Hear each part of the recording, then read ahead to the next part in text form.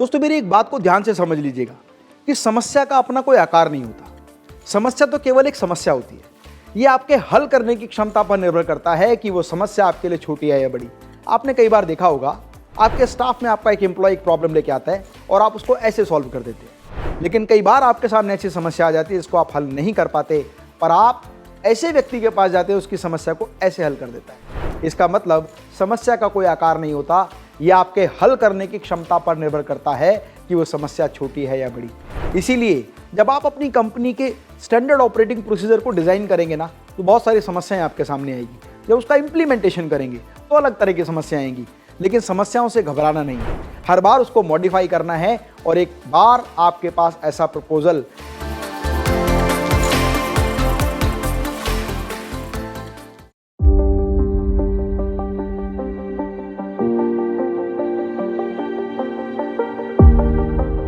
दोस्तों मेरी एक बात को ध्यान से समझ लीजिएगा कि समस्या का अपना कोई आकार नहीं होता। समस्या तो केवल एक समस्या होती है। ये आपके हल करने की क्षमता पर निर्भर करता है कि वो समस्या आपके लिए छोटी है या बड़ी। आपने कई बार देखा होगा, आपके स्टाफ में आपका एक एम्प्लॉय एक प्रॉब्लम लेके आता है और आप उसको ऐसे सॉल्व कर देते हैं। लेकिन कई बार आपके सामने ऐसी समस्या आ जाती है जिसको आप हल नहीं कर पाते, पर आप ऐसे व्यक्ति के पास जाते हैं उसकी समस्या को ऐसे हल कर देता है। इसका मतलब समस्या का कोई आकार नहीं होता। यह आपके हल करने की क्षमता पर निर्भर करता है कि वो समस्या छोटी है या बड़ी। इसीलिए जब आप अपनी कंपनी के स्टैंडर्ड ऑपरेटिंग प्रोसीजर को डिज़ाइन करेंगे ना, तो बहुत सारी समस्याएं आपके सामने आएगी। जब उसका इम्प्लीमेंटेशन करेंगे तो अलग तरह की समस्याएं आएंगी, लेकिन समस्याओं से घबराना नहीं है। हर बार उसको मॉडिफाई करना है और एक बार आपके पास ऐसा प्रपोजल, ऐसा SOP बन के ज़रूर तैयार होगा जो सही तरीके से आपके बिजनेस में आपके द्वारा निर्धारित लक्ष्यों को प्राप्त करने में आपकी मदद करेगा। इसीलिए मैं हमेशा अपनी कविताओं के माध्यम से कहता हूं कि ठान कर देखो हृदय में, काम कोई मुश्किल नहीं। ठान कर देखो हृदय में, काम कोई मुश्किल नहीं, और तुम कभी भी ये ना सोचो नहीं ये मुमकिन नहीं। याद रखो जो कर्म करेगा भाग्य उसका दास है। मांग मत ईश्वर से, तेरा भाग्य तेरे पास है। और लक्ष्य ऊंचा साध लोगे तो तीर ऊंचा जाएगा।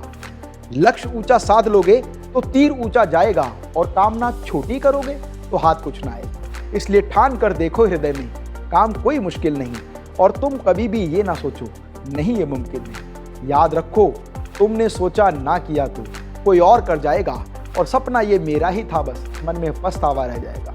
इसलिए ठान कर देखो हृदय में, काम कोई मुश्किल नहीं, और तुम कभी भी ये ना सोचो नहीं ये मुमकिन नहीं। तो चलिए शुरू करते हैं इस तरह से अपने बिजनेस में स्टैंडर्ड ऑपरेटिंग प्रोसीजर को डिजाइन किया जाए और उसका क्या महत्व है।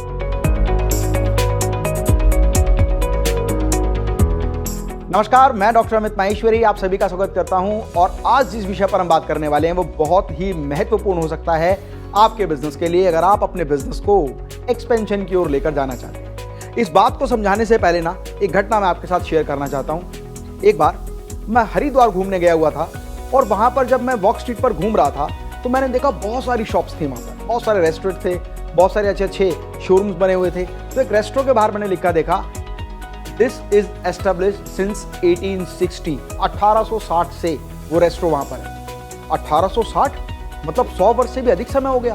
तो मेरे मन में एक जिज्ञासा हुई। मैं जब उस रेस्टोरेंट के अंदर गया तो मैंने वहां देखा, वहां 3 बड़े लोगों की फोटो टंगी हुई थी, उन पर मालाएं टंगी हुई थी, और एक जवान लड़का वहां पर बैठा हुआ था। मैंने उससे पूछा जिज्ञासावश कि मुझे ये बताएं कि भाई आपका जो रेस्टोरेंट है 1860 से है, उस समय पर इस बिजनेस को कौन चलाया करता था? तो उसने बड़े गर्व से कहा कि सर उस समय तो मेरे परदादाजी के भी दादाजी जो हैं वो इस बिज़नेस को चलाते थे। उनकी मृत्यु हुई, उन्होंने अपने बेटे को दिया, उनकी मृत्यु हुई, उन्होंने अपने बेटे को दिया, फिर मेरे फादर के पास वो बिज़नेस आया, फिर वो बिज़नेस मेरे पास आया है, और मेरी अभी शादी नहीं हुई। जब मेरी शादी हो जाएगी तो ये बिज़नेस आने वाले समय में अपनी जनरेशन में अपने बेटे को ट्रांसफ़र करूँगा।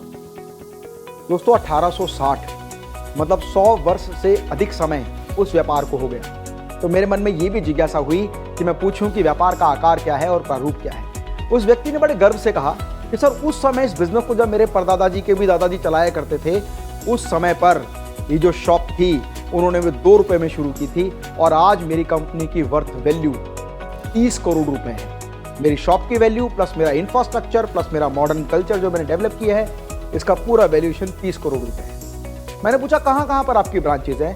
तो उसने गर्व से ऐसे किया और कहा कि हमारी कोई ब्रांच नहीं है, हमारी कोई ब्रांच नहीं है। मैंने कहा कि इतनी स्वादिष्ट मिठाई जो आप बनाते हैं इसकी रेसिपी आपको किसने सिखाई? तो उसने कहा सर मुझे मेरे पिताजी ने सिखाई, मेरे पिताजी को उनके पिताजी ने, उनके पिताजी को उनके पिताजी ने, और जनरेशन वाइज ये रेसिपी ट्रांसफर होते होते मेरे हाथ में आ गई। तो मैंने कहा कि क्या ऐसा हो सकता है कि हर बार आपकी मिठाई रोज एक जैसी बनती हो? उसने कहा हाँ सर, कभी कभी हो जाता है, चीनी थोड़ी कम कभी थोड़ी ज़्यादा, मसाले थोड़े कभी कम कभी ज़्यादा, मिठाई या बिस्किट या कोई करारी चीज़ कभी थोड़ी कम कभी ज़्यादा। मैंने कहा कि क्या आप अपने बिजनेस का कोई ऐसा स्टैंडर्ड फॉर्मेट बता सकते हैं जिसके माध्यम से कि आपके अलावा कोई और व्यक्ति इतनी बेहतरीन मिठाई बना सके? कह रहा ना ना ना ना ना, यही तो मेरे बिजनेस का सीक्रेट है। अगर ये सीक्रेट मैंने कहीं लिख दिया या किसी को बता दिया तो बहुत सारे लोग ऐसा बिजनेस कर लेंगे। फ्रेंड्स, मेरी एक बात को ध्यान से समझ लीजिएगा, यदि आपका बिजनेस स्टैंडर्ड ऑपरेटिंग प्रोसीजर के अंतर्गत डिजाइंड नहीं है तो आपके ना होने पर वो व्यापार कभी चलने वाला नहीं। जरूरत है तो अपने बिजनेस में स्टैंडर्ड ऑपरेटिंग प्रोसीजर को इंप्लीमेंट करने की एसओपी। अब ये एसओपी क्या होता है? मैंने उस युवा से कहा कि आपकी जगह यदि मैं होता तो अपने बिजनेस का स्टैंडर्ड ऑपरेटिंग प्रोसीजर डिजाइन करके मल्टीपल लोगों को ट्रेंड करके उस यूनिट का एक्सपेंशन करता और पूरे विश्व में व्यापार करता। वो व्यक्ति हंसने लगा। तो मैंने कहा कि क्या आपने मैकडी का नाम सुना है? क्या आप जानते हैं कि रे क्रॉस ने कैसे अपने बिजनेस को डिजाइन किया? आज पूरे विश्व में 27,000 से ज्यादा मैकडी के आउटलेट्स हैं और हर जगह बर्गर का टेस्ट लगभग एक जैसा होता है, क्योंकि उन्होंने अपने बिजनेस में एक स्टैंडर्ड ऑपरेटिंग प्रोसीजर को डिजाइन किया और उनके द्वारा ट्रेंड किए हुए लोग उस बिजनेस को, उस मॉडल को सही तरीके से पूरे विश्व में चलाते। क्या आपने कोको कोला का नाम सुना है? कोको कोला जो रेसिपी कोल्ड ड्रिंक के रूप में आपको देती है, पूरे विश्व में कहीं से भी आप बाय करते हैं आपको सेम टेस्ट मिलता है। क्या आपने बिस्लरी का पानी पिया है? हर जगह सेम इंग्रेडिएंट वहां पर आपको मिलता है और मिलने वाला टेस्ट भी समान होता है, लेकिन पूरे विश्व में बहुत जगह पर बिस्लरी के बॉटलिंग प्लांट बने हुए हैं जहां वाटर को फिल्टर किया जाता है। कहने का मतलब यह है कि अगर आपने अपने बिजनेस के सीक्रेट को केवल अपने पास रखा है, उसको कहीं डॉक्यूमेंट नहीं किया, तो एक समय ऐसा आएगा जब वो आप ही के साथ इस दुनिया को छोड़कर आपके साथ चला जाएगा। जरूरी नहीं कि हर बार आपके परिवार में पुत्र का जन्म होगा और आप अपने बेटे को उस बिजनेस को ट्रांसफर कर देंगे। फ्रेंड्स, अगर आप बिजनेस को एक्सपेंशन की ओर लेकर जाना चाहते हैं तो आपको अपने बिजनेस में बिजनेस के एसओपी डिजाइन करने होंगे और ये एसओपी बहुत ही बेहतर रोल प्ले करेगा आपके बिजनेस के एक्सपेंशन में। स्टैंडर्ड ऑपरेटिंग प्रोसीजर ये क्या होता है और ये क्यों बनाना जरूरी है, ये समझना भी बहुत जरूरी है। स्टैंडर्ड ऑपरेटिंग प्रोसीजर जो होते हैं वो एक बिजनेस में काम करने के तरीके, उसके पूरे प्रोसेस, उसके पूरे इंस्ट्रक्शन, किस डायरेक्शन में उस काम को करना है, कैसे करना है, कब करना है, कितनी क्वांटिटी में करना है, कैसे क्रॉस चेक करना है, उसकी एक विस्तृत जानकारी होती है जिसका पालन आपकी ऑर्गेनाइजेशन के सभी मेंबर्स, सभी टीम के लोग ठीक उस तरह से करते हैं जिस तरह से वो प्रोसेस आपने डिजाइन किया है। अब किसी भी प्रोसेस को डिजाइन करते समय 4 महत्वपूर्ण बातें होती हैं जिन पर आपको ध्यान देना होता है। नंबर 1, आपकी ऑर्गेनाइजेशन का गोल क्या है, आपकी ऑर्गेनाइजेशन का इंटेंट क्या है, आप अपनी ऑर्गेनाइजेशन को किस डायरेक्शन में ले जाना चाहते हैं और किस रूट के जरिए आप अपने गोल्स को अचीव करना चाहते हैं। ये 4 महत्वपूर्ण बातें जब आप डिजाइन कर लें तो जरूरत होती है अपने स्टैंडर्ड ऑपरेटिंग प्रोसीजर को डिजाइन करने की। अब एसओपी डिजाइन करने के लिए बहुत महत्वपूर्ण बातें हैं, जिसमें सबसे पहली बात है कि एसओपी क्यों डिजाइन करनी चाहिए। एसओपी डिजाइन करने की सबसे महत्वपूर्ण बात क्या है कि आप अगर किसी भी व्यक्ति को किसी काम में निपुण बनाना चाहते हैं, एक्सपर्ट बनाना चाहते हैं, उसकी प्रैक्टिस को बहुत बेहतर करना चाहते हैं, तो उसके पास एक स्टैंडर्ड ऑपरेटिंग प्रोसीजर होना चाहिए जिसको वो रेगुलर फॉलो करेगा। आप अपनी टीम में नए लोगों को लेना चाहते हैं, उनको ट्रेन करना चाहते हैं, तो आपके पास एसओपी होनी चाहिए ताकि कंसिस्टेंसी से आपकी टीम के लोग, आपके स्टाफ के लोग उस काम को बेहतर तरीके से कर सकें। आपको एसओपी इसलिए डिजाइन करनी चाहिए ताकि सेम ऑर्डर में सेम काम को ठीक समय अवधि के साथ किया जा सके। आपको एसओपी इसलिए डिजाइन करनी चाहिए ताकि आप अपने डिजायर्ड रिजल्ट को हासिल करने के लिए आने वाली नई टीम को बेहतर तरीके से ट्रेन कर सकें। आपको एसओपी इसलिए डिजाइन करनी चाहिए ताकि आप अपनी ऑर्गेनाइजेशन में अपनी नॉलेज को शेयर करते हुए एक सेम सिस्टमेटिक तरीके से अपनी टीम को डेवलप कर सकें। आपके होने या ना होने पर आपके व्यापार का उसको कोई प्रभाव ना पड़े, इसीलिए आपको एसओपी डिजाइन करनी चाहिए। अब किसी भी बिजनेस में अगर हमें एसओपी को डिजाइन करना है तो हम कैसे डिजाइन करें, मतलब आपके काम करने के तरीके को डॉक्यूमेंट कैसे किया जाए। मैं इसको एक एग्जांपल के रूप में बताता हूं। आप देखिए, आप कई बार मूवी हॉल में जाते हैं और देखते हैं कि वहाँ का वॉशरूम है। वॉशरूम में हर बार आपको सेम क्लीनर बॉय वहाँ नहीं मिलेगा। कभी स्टाफ में कोई होगा, कभी दूसरी शिफ्ट में कोई होगा, कभी तीसरी शिफ्ट में कोई होगा, लेकिन हर व्यक्ति केवल एक ही तरीके से काम करेगा, क्योंकि उसको काम करने की पूरी इंस्ट्रक्शन स्टैंडर्ड ऑपरेटिंग प्रोसीजर के अंतर्गत लिखित रूप में दिखाई गई है, बताई गई है और समझाई गई है, और उसका एक प्रारूप उस गेट के पीछे भी लगा हुआ है। जैसे क्या आपने टैप क्लीन की, क्या आपने फर्श क्लीन किया, क्या आपने डिसइंफेक्टर किया, क्या आपने वहाँ सोप फिल किया, क्या आपने हैंड वॉश फिल किया, क्या आपने टिश्यू पेपर फिल किया, क्या आपने टाइल्स को क्लीन किया। ये सारे पॉइंट्स लिखे होते हैं और उनको time to time schedule wise tick करना होता है, और वहाँ टाइम स्लैब भी लिखा होता है, 10 से 12 के बीच, 12 से 2 के बीच, 2 से 5 के बीच, 5 से 7 के बीच। इसका मतलब एक पूरा का पूरा काम करने का शेड्यूल और स्ट्रक्चर प्री डिज़ाइन होता है, जिसकी वजह से नया एम्प्लॉय भी, नया अटेंडेंट भी उसको आसानी से फॉलो कर पाता है। ये बात और एग्जाम्पल के रूप में हम समझ सकते हैं। ये बात करते हैं एक रेडीमेड गारमेंट इंडस्ट्री के बारे में। किसी भी रेडीमेड गारमेंट इंडस्ट्री में जब कोई गारमेंट तैयार होता है, कब कोई एक ड्रेस डिज़ाइन होता है, तो सबसे पहला प्रोसीजर क्या होता है?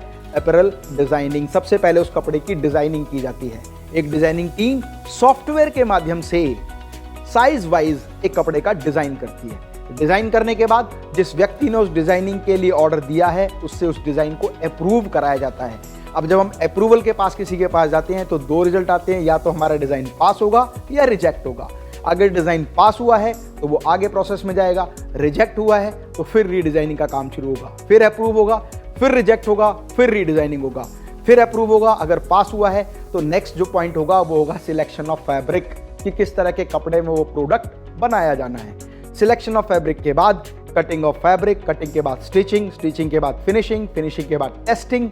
टेस्टिंग में यदि प्रोडक्ट पास होता है तो वो आगे उस प्रोडक्ट का ड्राफ्ट तैयार होगा। इसके बारे में भी आपको बताता हूं। मान लीजिए वो डिज़ाइन जो बनके तैयार हुआ, फाइनल प्रोडक्ट, वो रिजेक्ट हो जाता है, तो फिर दोबारा से approval of design, fabric selection, cutting, stitching, finishing and testing. अगर टेस्टिंग में वो पास होता है तो अब जो प्रोडक्ट पास हुआ है वो एक सैंपल है। अब उस सैंपल के ड्राफ्ट बनकर तैयार होंगे। प्लास्टिक बोर्ड पर, पेपर बोर्ड पर, कार्डबोर्ड पर वो सारे ड्राफ्ट बनकर तैयार होंगे, और उस ड्राफ्ट के माध्यम से मास क्वांटिटी में उस मटेरियल को कट किया जाएगा। कट करने के बाद मास प्रोडक्शन में उसकी स्टिचिंग की जाएगी। स्टिचिंग के बाद फिनिशिंग, फिनिशिंग के बाद टेस्टिंग, टेस्टिंग के बाद स्टॉक में मटेरियल पैक होने के लिए जाएगा। पैकिंग के बाद स्टॉक, स्टॉक के बाद डिस्पैच, और डिस्पैच के बाद वो डायरेक्ट डिस्ट्रीब्यूटर, होलसेलर, रिटेलर के जरिए मार्केट में प्रोडक्ट पहुंच जाएगा। ये मैंने आपको एक एग्जाम्पल के रूप में बताया कि यदि रेडीमेड गारमेंट इंडस्ट्री है तो किस तरह से उसका एसओपी डिज़ाइन होता है। आपको देखना है कि आपके बिजनेस में काम करने का राइट प्रोसीजर क्या है, उसकी टेस्टिंग कहाँ पर होगी, उसका अप्रूवल कहाँ पर होगा, और वो सारा ड्राफ्ट तैयार करने के बाद आप अपनी एसओपी को डिज़ाइन करते हैं और उस एसओपी के माध्यम से एग्जिस्टिंग टीम को ट्रेंड करते हैं। जब एक बार एग्जिस्टिंग टीम ट्रेंड हो जाती है तो वो उसी एसओपी को फॉलो करते हुए आपके डिजायर्ड रिजल्ट को हासिल करने के लिए निरंतर प्रयास करती है। आइए इस बात को मैं एक दूसरे एग्जाम्पल के रूप में बताता हूँ। बहुत सारे लोग कंस्ट्रक्शन इंडस्ट्री में हैं, बहुत सारे लोग लाइफस्टाइल इंडस्ट्री में हैं। हमारी कंपनी है जिसमें हम लाइफस्टाइल इंडस्ट्री रिलेटेड प्रोडक्ट बनाते हैं। उदाहरण के लिए मान लेते हैं हम लोग मॉड्यूलर किचन बनाते हैं। अब इसकी एसओपी कैसे काम करती है ये समझना बहुत जरूरी है। सबसे पहला काम होता है कंज्यूमर की साइट का मेजरमेंट, जिसमें मेजरमेंट एक्सपर्ट उस साइट का मेजरमेंट लाता है और डिजाइनर उस डिजाइन उसके अकॉर्डिंग डिजाइन करता है। तो पहला प्रोसीजर क्या हुआ? Getting off measurement. Second step that is making of design. उसके बाद डिजाइन कंज्यूमर के पास या आर्किटेक्ट के पास या बिल्डर के पास अप्रूवल के लिए जाती है। अगर वो डिजाइन अप्रूव होती है तो नेक्स्ट स्टेप, अगर रिजेक्ट होती है तो redesign, then again approval, then reject, then redesign, then again approval, then reject, then redesign. जैसे ही डिजाइन पास होगी वो डिजाइन सीधा पहुंचेगी सिलेक्शन ऑफ मटेरियल टीम के पास, जिसका काम होगा कंज्यूमर के बजट के आधार पर मटेरियल का सिलेक्शन करके उसको कॉस्टिंग सर्व करना। कंज्यूमर को कॉस्टिंग पसंद आती है तो ही विल प्लेस द ऑर्डर, अगर नहीं आती तो once again selection of again raw material and product. जैसे ही कंज्यूमर कॉस्टिंग पर ऑर्डर फीड करता है वो सारा ऑर्डर प्रोडक्शन में जाएगा। सिलेक्शन ऑफ मटेरियल हो चुका है, डिजाइन बन चुकी है, हार्डवेयर सिलेक्शन हो चुका है। अब होगा मटेरियल कटिंग एंड पेस्टिंग।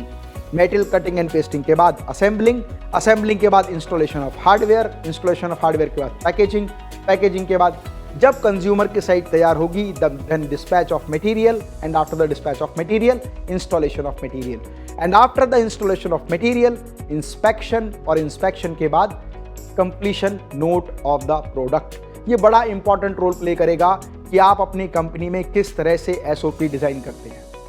दोस्तों, सामान्यतः हमारे घर में रोज सुबह चाय बनती है, लेकिन आपने देखा होगा आपके फादर, आपकी मदर, आपकी सिस्टर या आपकी फैमिली के बाकी लोग हर बार चाय की तारीफ जो करते हैं वो अलग तरह से करते हैं। आज तो चाय बहुत बढ़िया है, आज तो चाय में थोड़ा पानी अधिक है, आज तो चाय में चीनी थोड़ी ज़्यादा है, आज तो चाय में पत्ती थोड़ी तेज है, आज तो चाय में अदरक थोड़ी कम है। इसका मतलब रोजाना काम करते करते भी हर रोज बनने वाली एक चाय हमेशा एक समान से नहीं बनती।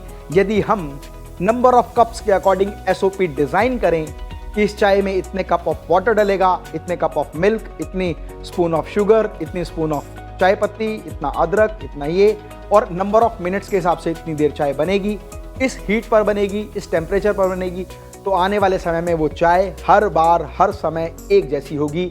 जब हम अपने घर में ही एसओपी डिज़ाइन करके सेम प्रोडक्ट को सेम तरीके से नहीं बना सकते, तो हम कैसे मान सकते हैं कि अलग अलग लोग अलग अलग जगह पर बैठे हुए एक ही तरह के प्रोडक्ट को हर बार एक ही कलर, एक ही थीम, एक ही पैकिंग, एक ही डिज़ाइन, एक ही टेस्ट और एक ही प्रेफरेंस के आधार पर तैयार कर पाएंगे। इसीलिए बहुत महत्वपूर्ण है आपको अपने बिजनेस में अपनी एसओपी को डिज़ाइन करना है, और जब आप एक बार बेहतर एसओपी डिज़ाइन कर लेंगे तो वो एसओपी आप जब एक्सपेंशन करेंगे तो बहुत इंपॉर्टेंट रोल प्ले करने वाली है आपके बिजनेस को नेक्स्ट लेवल पर ले जाने के लिए। जब आप अपनी कंपनी के स्टैंडर्ड ऑपरेटिंग सिस्टम्स को डिजाइन करेंगे तो बहुत सारे इफ एंड बट आपके सामने आएंगे। जरूरत होगी समय समय के बाद उनको अपडेट करने की, उनमें चेंजेस करने की, और आने वाले समय में यदि किसी तरह का कोई प्रोसीजर या प्रोसेस आपको हटाना है, उसको रिमूव करने की, नया प्रोसेस ऐड करने की। क्योंकि फ्रेंड्स, कहते हैं ना कि इंफॉर्मेशन टेक्नोलॉजी के इस युग में नए नए मशीन्स, नए नए इक्विपमेंट्स, नए नए मेथड, नए नए सिस्टम लगातार आते जा रहे हैं। ज़रूरत है नई चीज़ों को अडॉप्ट करने की। जब आप किसी भी नई चीज़ को अडॉप्ट करेंगे तो उसके काम करने का जो ओल्ड प्रोसीजर है उसमें चेंजेस ज़रूर आएंगे।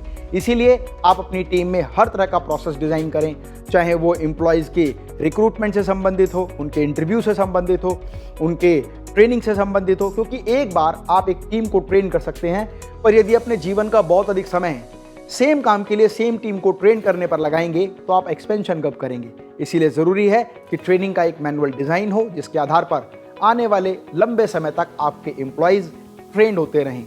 उनके रिक्रूटमेंट का एक प्रोसेस, उनके अपॉइंटमेंट का एक प्रोसेस, उनके मैनेजमेंट का एक प्रोसेस, प्रोडक्ट की डिलीवरी का एक प्रोसेस, प्रोडक्ट के परचेज का एक प्रोसेस, प्रोडक्ट की मैन्युफैक्चरिंग का एक प्रोसेस, प्रोडक्ट की पैकेजिंग का एक प्रोसेस, एडमिनिस्ट्रेशन का एक प्रोसेस, पेमेंट शेड्यूल का एक प्रोसेस, पेमेंट रिसीविंग का एक प्रोसेस। जब हर तरह के प्रोसेसेस आप डिज़ाइन कर लेंगे तो मान लीजिएगा कि आपने अपने बिजनेस को सिस्टमेटिक तरीके से डॉक्यूमेंट कर लिया है, और उस डॉक्यूमेंट के आधार पर अब ज़रूरत है अपनी असली उड़ान भरने की, अपने बिजनेस के बेहतर प्रपोजल को डिज़ाइन करने की, और उस डिज़ाइन प्रपोजल को सही तरीके से एडवर्टीजमेंट के जरिए, ब्रांडिंग के जरिए, प्रमोशन के जरिए, मार्केटिंग के जरिए लोगों तक उसकी इंफॉर्मेशन पहुंचाने की। पूरा विश्व आपके लिए बाहें पसार कर तैयार है। जरूरत है तो केवल अपने व्यापार को उस स्तर तक ले जाने की। इसीलिए फ्रेंड्स, अगर आप रियल लाइफ में बिजनेस एक्सपेंशन करना चाहते हैं तो अपने बिजनेस को डॉक्यूमेंट जरूर करें,